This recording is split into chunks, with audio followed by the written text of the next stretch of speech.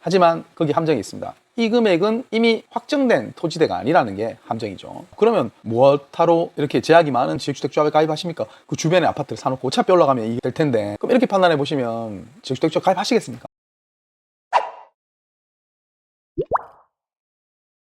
안녕하십니까?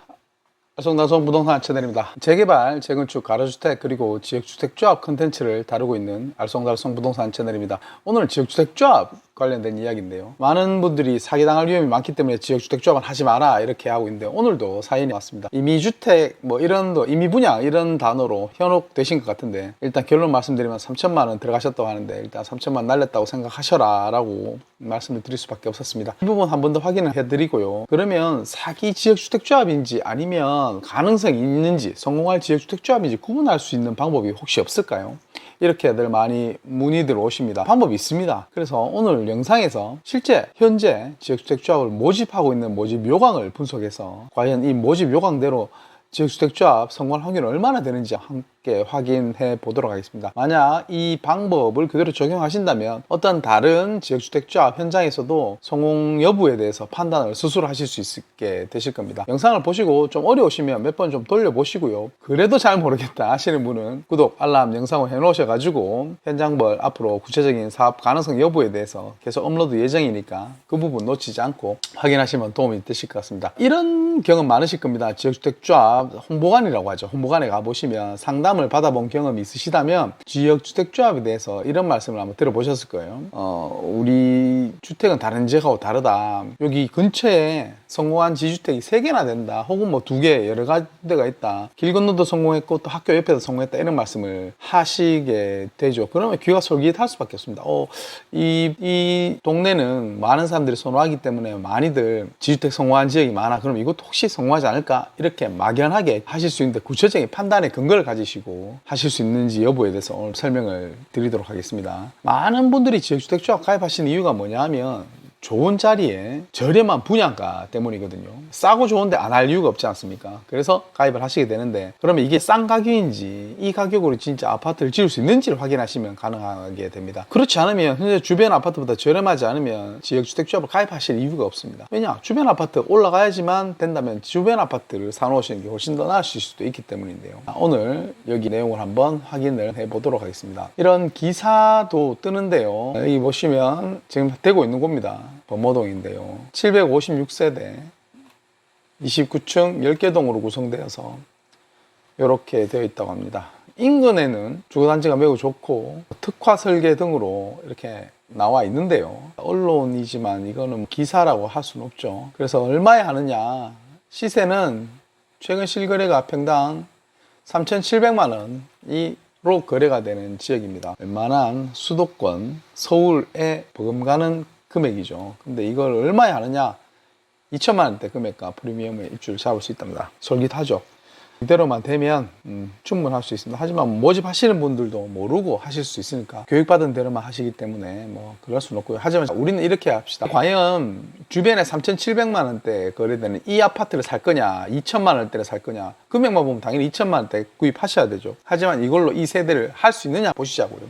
재개발, 재건축, 가로주택을 하면서 저희들이 항상 분석을 해드리는 프로그램은 마찬가지입니다. 이 부분인데요. 그래서 금액을 한번 보면 제가 모집 요강대로 세대수를 맞춰서 756세대로 분석을 해본 결과입니다. 그래서 이런 도표가 하나 나오고요. 그 다음에 또 다른, 방금 전처럼 기사에 나온 이렇게 2천만 원대, 일반 분양가, 좌우 분양가 같으니까 6억 7천만 원대에 살 수 있는 금액이라고 이 사업지를 분석을 해보도록 하겠습니다. 이 사업지 전체 면적은 약 10,000평 정도 나오는데요. 건축 면적하고 19층까지 올리고, 그 다음에 법정 주차 대수 756대를 해서 진행을 해봤습니다. 해봤더니 재개발을 한다면 이 현재 자산, 이게 매입 토지의 가치죠. 토지의 가치에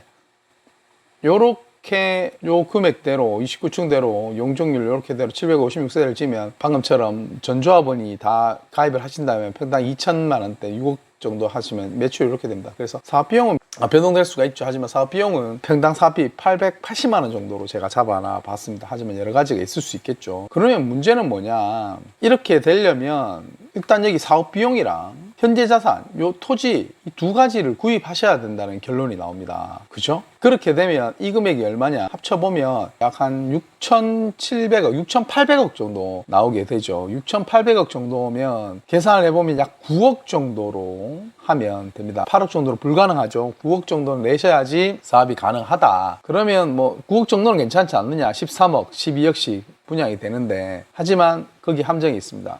이 금액은 이미 확정된 토지대가 아니라는 게 함정이죠. 평당 3,500만 원 정도 가격 추정이 되어 있는 가격입니다. 이 금액 3,500만 원 이 일대의 토지를 살 수 있을까요? 없습니다. 있으면 충분히 가능한 이야기입니다. 하지만 토지를 매입하고 난 후에 조합원들을 모집하면은 당연히 업체의 말을 믿고 진행하실 수가 있지만 이건 불가능합니다. 그래서 실제적으로 어떻게 되냐? 실제적으로 이렇게 됩니다. 실제적으로는 이 전체 100% 나오는 이게 비율이 96% 나오니까 이 사업 비용과 이 현재 자산 이걸 다 구입해야 되니까 이 정도 사업 매출이 나와야지, 1,600억 정도 나와야지, 매출이 나와야지 이걸로 공사비도 사용하고 이걸로 토지를 매입할 수가 있습니다. 그럼 이 사업 매출이 나오려면 어떻게 돼야 되느냐? 756명 세대에 하려면 이렇게 분양가가 납니다. 84 기준으로 전체가 이렇게 세대수가 나뉘어 있는데 12억 8천 이 정도로 평당 5천만 원에 분양을 해야지 이 지역에 토지를 매입하고 평당 880만 원의 건설 비용가로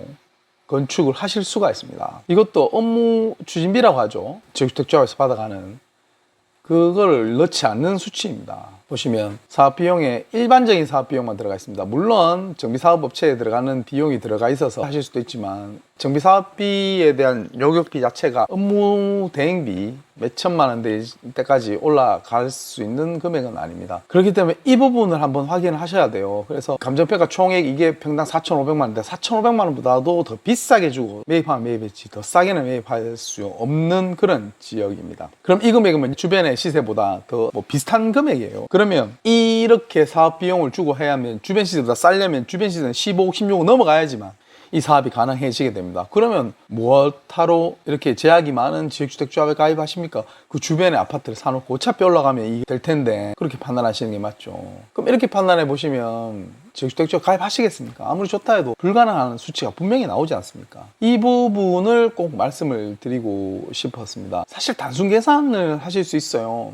개요하고 해서 일반인 분들 어려우실 수 있으니까 이런 부분을 좀 확인하셔라. 말에만 믿지 마시고 이 영상 올려올 수 없을 수도 있습니다. 왜냐하면 엄연한 개인 사업지에 대한 마이너스가 되는 부분이기 때문에. 하지만 이런 부분을 감안하셔서 충분히 20억 15억 이상 간다는 자리다 하면 또 이 자체적으로도 가입하셔도 되니까 이 부분을 꼭 말씀드리고 싶었습니다. 그리고 지역주택조합 하시더라도 조금은 미래를 보고 가입을 하는 거라는 걸로 하셔야 되지 이렇게 터무니없는 수치로 이제는 불가능한 시절인 것 같습니다. 이 부분 확인하셔서 피해자가 나오지 않게 하시고요. 피해자 나오지 않게 해주십시오. 제가 오늘도 조합 관련 업무를 보고 왔는데 아파트가 싸게 공급되기 어려울 것 같습니다.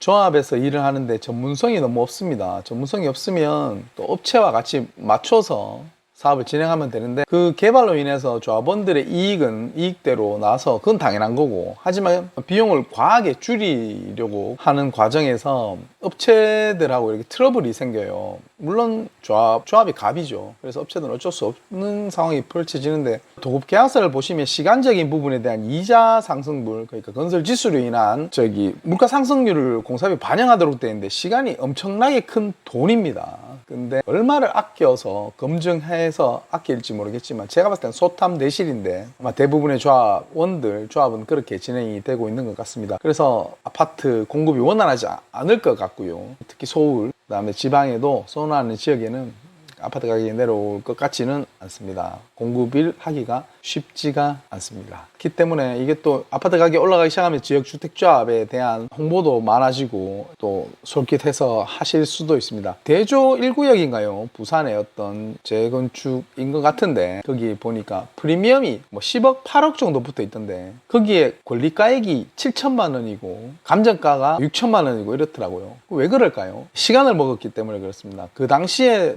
바로 빨리 진행이 되지 않았던 거는 감정가보다 그때도 너무 낮게, 시세보다 너무 낮게 감정가가 나왔다고 하셨을 거예요. 그게 1억 미만의 감정가가 나왔습니다. 그게 8억, 그러니까 10억 이상의 시세가 넘어가기 때문에 자연스럽게 프리미엄이 형성되고 진행이 되겠죠. 그만큼 시간을 먹고 진행하는 게 재건축 사업인데 과연 그게 십몇 년 지나서 새 아파트 들어간다는 건 사실 의미가 없을 수도 있습니다. 오늘 여기까지 하고 오늘 많은 말씀을 드렸는데 지주택 다시 한번 더 확인해 보시길 바라고 또 궁금사항 있으면 저한테 연락을 주시면 제가 한번 확인해 봐 드리도록 하겠습니다. 오늘 여기까지 하겠습니다. 감사합니다.